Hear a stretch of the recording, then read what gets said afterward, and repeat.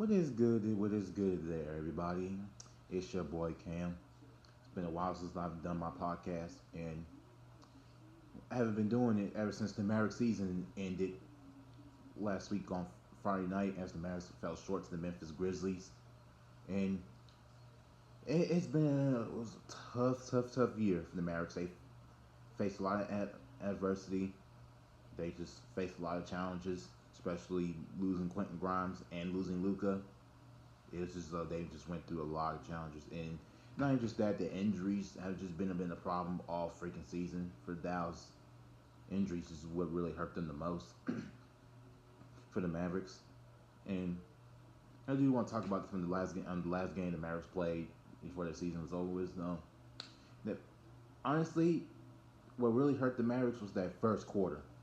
They had like 7 turnovers like in the first quarter, like and the thing is, like, and they were even for the rest of the game going to that second quarter. It's just so they were down like 20, 21 or 25 points. The lead they got cut it closest to was to 7, and after that they couldn't hold on. And I honestly disagree with Jason Kidd having the starting five, and they had Najee Marshall at the one. I just don't think Najee Marshall should be the starting point guard. Brandon Williams should have been the starting point guard. He should have been starting. It's like Brandon Williams has been coming alive ever since he's been playing with Dallas, and especially when Kyrie being out injured, especially when the team was being shorthanded. But Derek Lively and PJ Washington did not show up at all. This is honestly the first time I've seen Derek Lively play this bad in quite a while. And and I was at the game when Lively got hurt against the Denver Nuggets, and I never thought he would be out for this long. Just never thought that. And honestly, and PJ had like 5 turnovers, and he had like 5 fouls. Just PJ just wasn't ready to play. But Anthony Davis put up a hell of a fight. He ended up finishing 40 points. The bad news is that Anthony Davis ended up getting re-injured again, but he continued to play through it. And honestly, I just think they brought Anthony Davis back too early, and I felt like that was a bad idea bringing him back. But I did like his positivity that he was not going to want to be shut down for the rest of the season. He's not going to quit. He wants to give life back to the city of Dallas, and that's what I like about AD's attitude this year. And don't get me wrong, I love Anthony Davis. I love AD, but he's aging a little bit now, and he's getting a little old, and he's always freaking injured. That's the main problem about Anthony Davis. He just is constantly getting hurt so much. That's why I was iffy about trading Luca for Anthony Davis, just because he's older, but he's a better defensive player. That's what I like about AD. And the good thing is he hasn't won a championship before with the Lakers back in 2020 during the COVID pandemic and everything. I'm glad AD has a ring, and I honestly think Anthony Davis does fit well in Dallas. He's a good fit in Dallas, and I think Anthony Davis is better at the 4 than he is at the 5. It's like I don't understand why would the Lakers trade Anthony Davis for Luca when they need, like Anthony Davis said before the trade, we need another big. And guess what? They freaking trade him for Luca to Dallas. And I've said this before. They should have gotten a better deal for the Luca trade, and they could have probably got some first round picks. Now it is like they should have gotten Austin Reeves along with Max Christie and Anthony Davis. They should have gotten a point guard to replace Luca, and then Kyrie was one of the only guards who we had. But hopefully, going into this offseason, we find a point guard to play along with Brandon Williams. And I'm expecting Brandon Williams to be a starting point guard going into next season. And someone to play along with Brandon Williams until Kyrie comes back, and Kyrie is supposed to be back in January, and he needs to be careful coming back. After tearing his ACL, and honestly, I just don't see him being the same player like he used to be anymore. I just got a little feeling he might not be the same player anymore after he got hurt, and now he's getting a little older now too. And I think Kyrie might end up retiring a little sooner now. Now that he got hurt, and now he's getting into the older age. Right now, I'm watching the Oklahoma City Thunder versus Memphis Grizzlies game. The Oklahoma City Thunder's up 44-27, and they lead 1-0 in the series. And the Grizzlies got smacked by 50 freaking points the first game of the playoffs. Honestly, I'm calling this a sweep. I can see the Grizzlies just getting swept. It's the way the Thunder is just playing, and it's just there ain't nothing you can do to stop the Thunder. But the Thunder will be mentally challenged, I would say, going into the next round, or maybe the conference finals. I would say that will be their toughest challenge. If they do win, if they officially do go to the second round, I think they'll probably end up winning, and maybe like I give them a 6 whenever they play the Nuggets or the Clippers. It'll be a good series, but I think their toughest one will be in the conference finals. And I respect this Oklahoma City Thunder team very much. And I do want to get some other updates what's going on in the playoffs right now. So the Pacers are up at halftime over the Milwaukee Bucks by 6, and the Pacers lead 1-0. And also what's going on right now in the playoff series is Detroit tied up the series 1-1 against the New York Knicks. Lost the first game by single digits. They were up pretty good in the fourth, and then New York made like a very good run against the Pistons. Orlando is down 1-0 against the Boston Celtics. Jason Tatum hurt his wrist in Game 1, and he's doubtful to play tomorrow. But I'm pretty sure that we don't know. I don't know, man. I don't know what they're going to do with Tatum. If he plays, or he doesn't play. So we'll have to see what happens. But it's playoff time, so I'm pretty sure coach is going to really want to play him just so they can get to the next round. But Orlando Magic is not a bad defensive team. I think they can give Boston a pretty good fight, but I don't see them beating them. I would say Boston in 5 against Orlando Magic. And who's also going on playing tonight is the Los Angeles Lakers take on the Minnesota Timberwolves for Game 2, and I think the Lakers will win Game 2. I think Game 1 was a big wake-up call, and I expect Luka to keep dropping buckets on the Timberwolves, and he dropped 40 points on the Timberwolves, if I'm not mistaken, but they still end up getting beat pretty bad. And then Anthony Edwards had some words with the fans, and of course he got fined for what he did. Anthony Edwards has been a hothead, and he's got some stuff going on, especially off the court issues what he's got going on with his life. And it's just I don't know what's going on with Ant. And now what's going on is the Golden State Warriors are up 1-0 over the Houston Rockets, and I honestly predict the Golden State Warriors to beat the Rockets in 6, just because the Rockets are a very, very young team, and Jimmy Butler is definitely a prime time and playoff time. I honestly think the Warriors may end up once the conference finals. If they play the Lakers second round, I'm honestly going to have to pick the Warriors over the Lakers. I would say Warriors in 7 or 6. This was no telling just yet, or whoever goes to the second round and everything. But all right, man.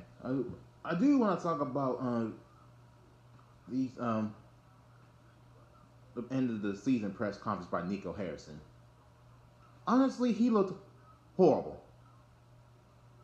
He made me so mad of the things he said in the press conference. And I found out he did some other things too. And There was like I think he was like a trainer. I'm not really sure, but his name was Casey Smith, and like he told like was he went to go and be with his ill mother, and then Nico Harrison fires him while he's taking care of his mother, which is really sad. That's why I really have no respect for Nico. Like you can't let your workers go be have their time with their family and everything whenever, especially they have health issues. That's just so disrespectful of you, Nico.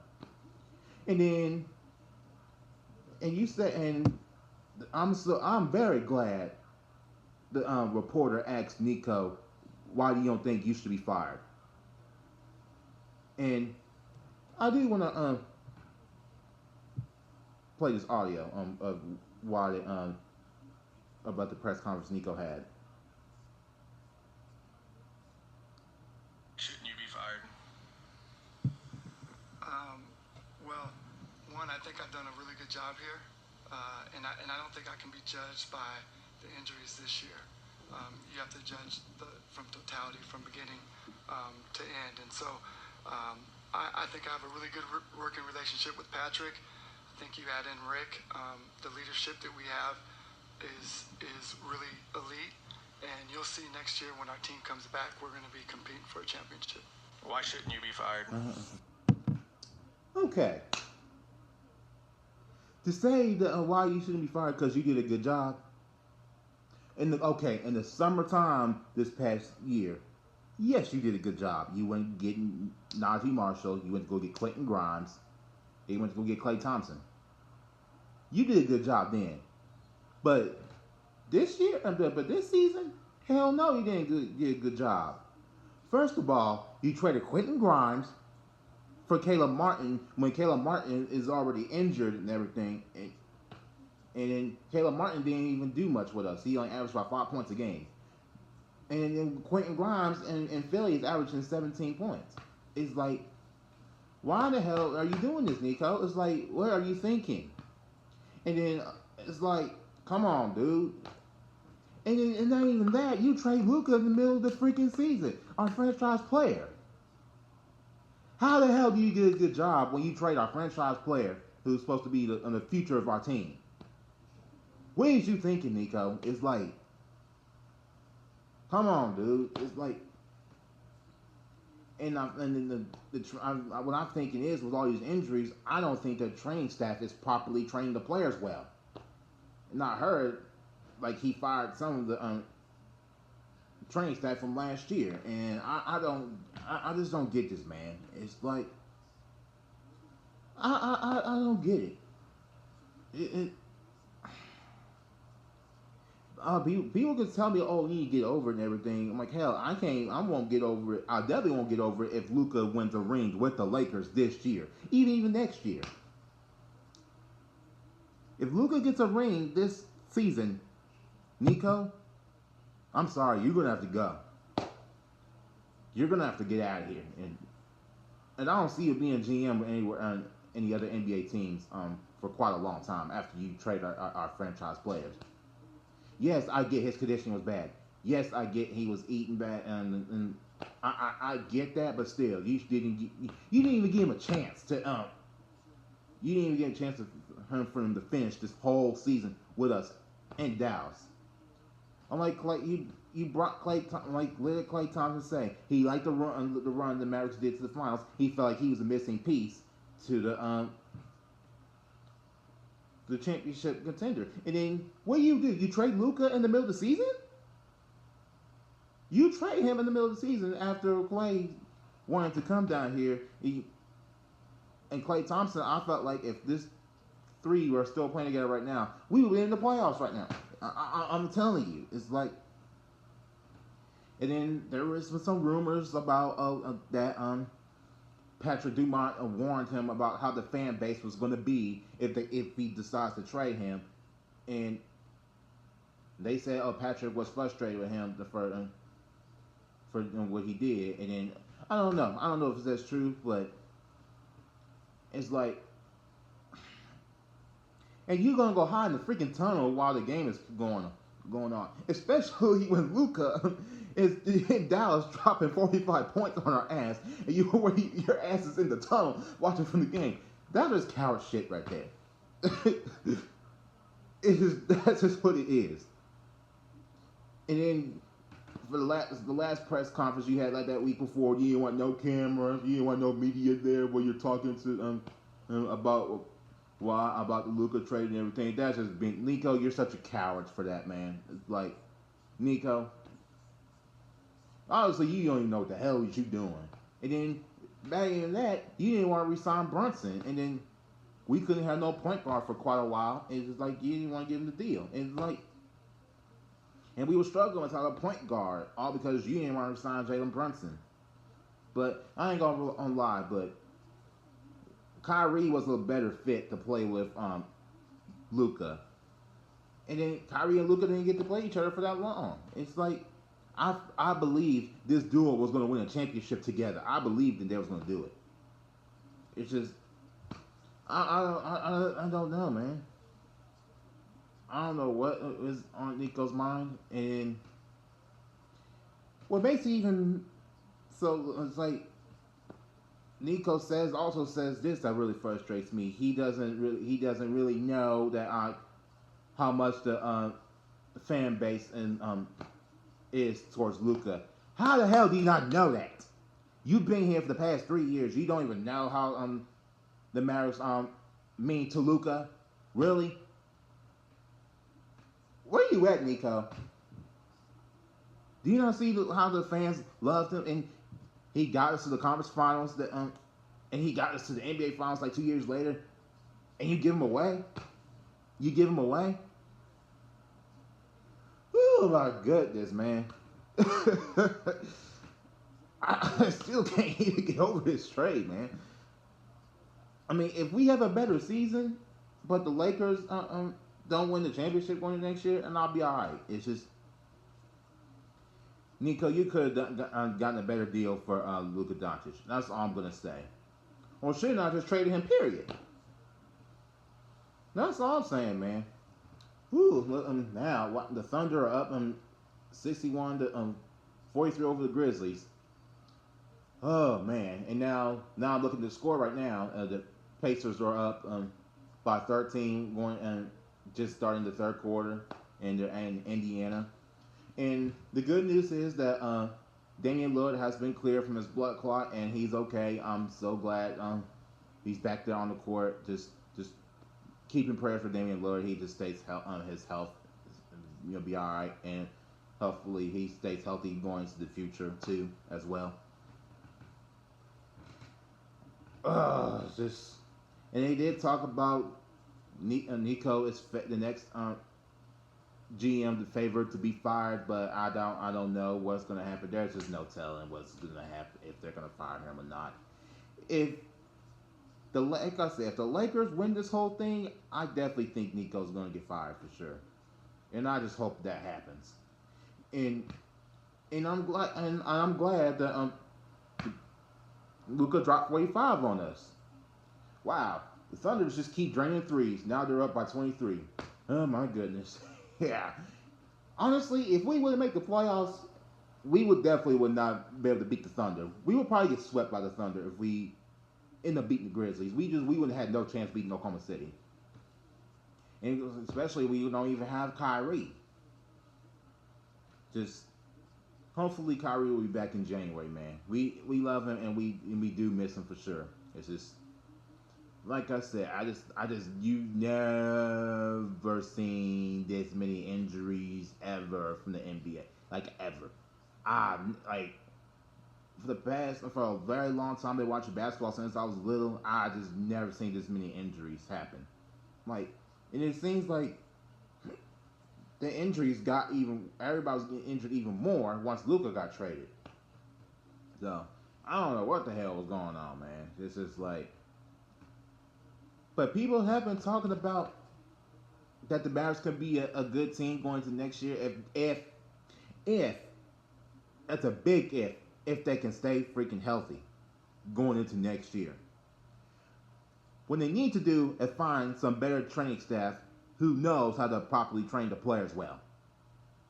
just I just hope we don't have to go through this again going to next season. Just seeing so many guys getting hurt, it's like you never seen something like that. Not even that, it's like no, it's just injuries. Guys were just constantly getting sick too. This was going on like from like I would say until January. Guys were constantly getting sick. And then Najee Marshall missed almost a whole week of basketball because he was sick. I never heard of a player from the Mavs or in the NBA miss a whole week of basketball from being sick. I've never heard such a thing like that. It's like what is going on? What's going on, man? It's just like so. They did make the so Adam Silver stated that the Mavericks are not going anywhere. They're not trying to move to Vegas, and he understands what's going on about this Luka trade. But I saw it as well. The Mavericks are not trying to move to Vegas just because the new owners are from Vegas. They're not trying to move them there. What they're trying to do is get a new arena for the Mavericks and get a casino somewhere in Dallas. That's what exactly what they've been trying to do.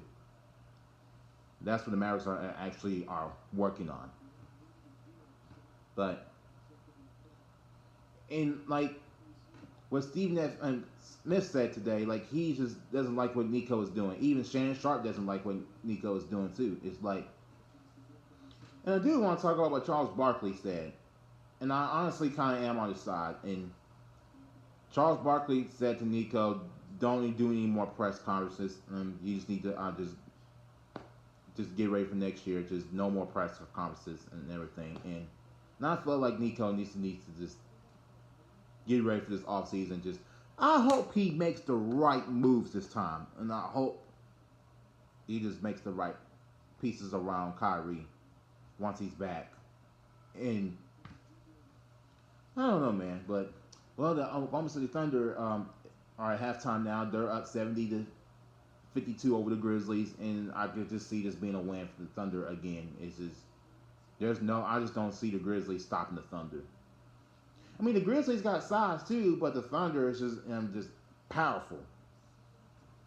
And the Oklahoma City Thunder is actually the best team in the league, and they shoot so many threes, and they just make them. Then I compare them to the Boston Celtics. And I honestly want to see the Thunder play the Boston Celtics in the finals. That's gonna be a great matchup to watch.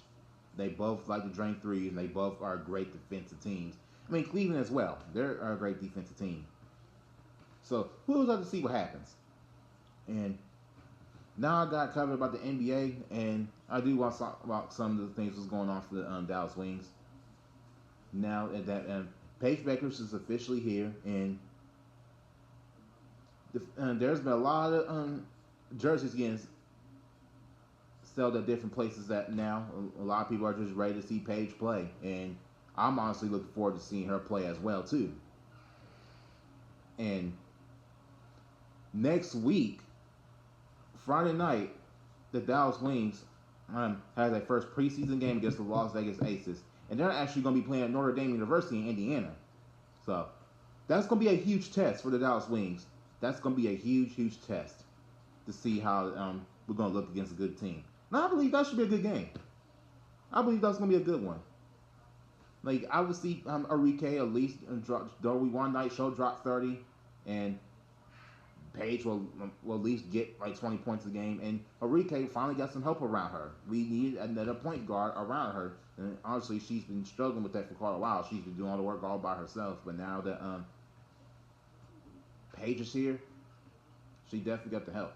And who I compare Paige Beckers to, I compare her to Diana Taurasi, the way she plays. And when she does that fadeaway jumper, I kind of compare her to Luka just a little bit. She reminds me of Luka a little bit when she does the fadeaway jumpers. Enrique, when she goes coast to coast, I compare her to Kyrie, the pull-ups. And when she does the fadeaway, I honestly compare her to Kyrie and a little bit Shai Gilgeous-Alexander. And this is her 7th year with the Dallas Wings, which is crazy. Time's flying, man. Time is freaking flying. And the Dallas Wings actually have their first preseason game at home as well after they have their preseason game against Las Vegas Aces in Indiana at Notre Dame University. The week after, they come home and they play a team from Japan who I know nothing about. So I believe this should be a win. So I expect it to be a full house when for Paige Becker's first preseason game at home in Dallas, and it's gonna be a fun, interesting season. I just hope the Wings stay healthy. I expect Paige Becker could be our next franchise player for the Wings, and the general manager stated that he promises not to trade Paige Becker in the future, but we can't. I don't know what to say about that, but I don't know if he's really going to keep that promise, but we'll have to see. It's just hopefully the chemistry will work. And honestly, they did talk about Paige Becker has a good chance of winning the championship with the Dallas Wings. I think it's possible as well. This depends who we build around her and everything, but I do believe the Dallas Wings are going to start getting bigger names in Dallas in the future. Maybe like 2 or 3 years from now, we'll get bigger names down here in Dallas to play along with Enrique and Paige Beckers. I can see them getting big names down here, but I'm still looking forward to seeing Caitlin Clark face off against Paige Beckers at the American Airlines Center in June. And the prices have been are getting more and more expensive now. I don't know if I'm going to that game, but who knows? I'll be surprised if I go. So I'm hoping to get to see that, but if not, no big deal. I could just watch it from my house, and it's no big of a deal. But that's gonna be the best game of the year. And that class of 2020 with Caitlin Clark and Paige Beckers was very, very loaded. Her, Paige, Angel Reese, they just had a bunch of talent from that 2020 class from high school. And definitely can't wait to see Paige go against Caitlin in June at the American Airlines Center. That's definitely going to be people from all over Texas going to want to see that matchup. And honestly, I think women's basketball is growing now just because of Caitlin Clark. And I feel like it's going to continue to grow even more, especially in the DFW now that we officially have Paige Beckers coming to Dallas. It's going to be a fun year, and I believe this team can at least make the playoffs, at least probably get to like second round. I believe that's how the Wings can do. So we'll have to see. That concludes my podcast for today. I will see you on the next one, and y'all have a blessed day.